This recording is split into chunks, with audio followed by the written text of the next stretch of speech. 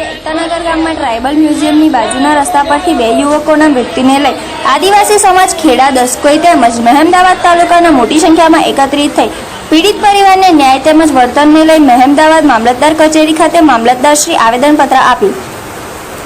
નર્મદા જિલ્લાના કેવડિયા એકતાનગર ગામના બે યુવાનો ટ્રાઇબલ મ્યુઝિયમની બાજુના રસ્તા પરથી પસાર થતા બે યુવાનો સંજય તડવી તથા જયેશ તડવીના મૃત્યુ થવાની ઘટનાને લઈ આદિવાસી સમાજમાં ઘેરો શોક અને દુઃખની લાગણી છવાઈ ગઈ છે। ત્યારે આદિવાસી સમાજ ખેડા દસકોઈ તેમજ મહેમદાવાદ તાલુકાના આ આદિવાસી સમાજ આ ઘટનાને વખોડે છે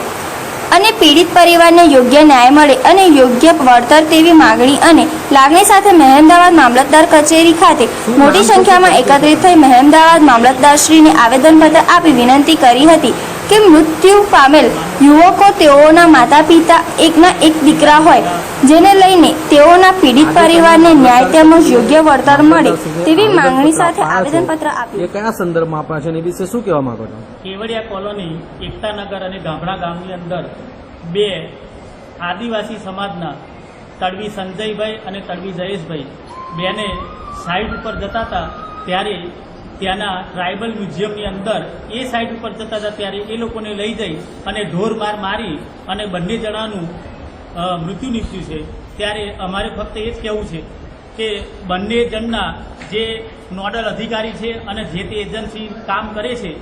એનું એફઆઈઆરમાં આજ સુધીનું નામ નથી, તે એમનું એફઆઈઆરમાં નામ દાખલ થાય અને એ લોકોને સજા મળે અને જેના એકનો એક પુત્ર જે મરણ થયો છે એમને 1-1 કરોડ રૂપિયા બંનેને મળે એવી અમારી માગણી અને લાગણી છે। અત્યારે તમે જે આવેદનપત્ર આપ્યું છે બરાબર છે, આ બનાવને કેટલો સમય થયો? આ બનાવને હજુ 3 દિવસ થયા છે, પણ હજુ પણ ત્યાંના જે તબીબ છે અને ત્યાંના સ્થાનિક મામલતદાર છે એસપી સાહેબે તો એવું નિવેદન આપ્યું છે કે તડવી લોકો આદિવાસી લોકો ચોરી કરવા અર્થે આવ્યા હતા, તો એ એસપીના નિવેદનને અમે સખત શબ્દોમાં વખોડીએ છીએ અને અમારા જમીનની અંદર, અમારા ગામની અંદર, અમારા જંગલની અંદર તમારે અહીંયા ધંધો કરવાનો અને આદિવાસીને ચોર નક્સલવાદી કહેવાના એની સામે અમારો સખત વિરોધ છે। અને આગામી સમયની અંદર જો તમે આની ઉપર જે પરિવાર પીડિત પરિવાર છે એને ન્યાય મળે નહીં તો રાજસ્થાન, એમપી, મહારાષ્ટ્ર અને ગુજરાત રાજ્યના તમામ આદિવાસી સમુદાયના લોકો ત્યાં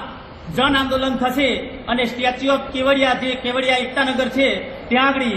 જન સંમેલન ભેગું થશે અને જ્યાં સુધી પીડિત પરિવારને ન્યાય મળે ત્યાં સુધી આંદોલન ચાલુ રહેશે। સરકાર જોડે તમે શું આશા રાખો છો? સરકાર જોડે અમે એક જ આશા રાખીએ છીએ કે જે પીડિત પરિવાર છે જેનો એકને એક પુત્ર ગુમાયો છે એ લોકોને એમનું યોગ્ય વળતર મળવું જોઈએ અને જે નોડલ અધિકારી છે અને જે એજન્સી કામ કરે છે એ એજન્સીના એફઆઈઆરમાં નામ નથી, એ એફઆઈઆરમાં નામ દાખલ થાય અને એ લોકોને કડકમાં કડક સજા થાય એવી અમારી માગણી અને લાગણી છે।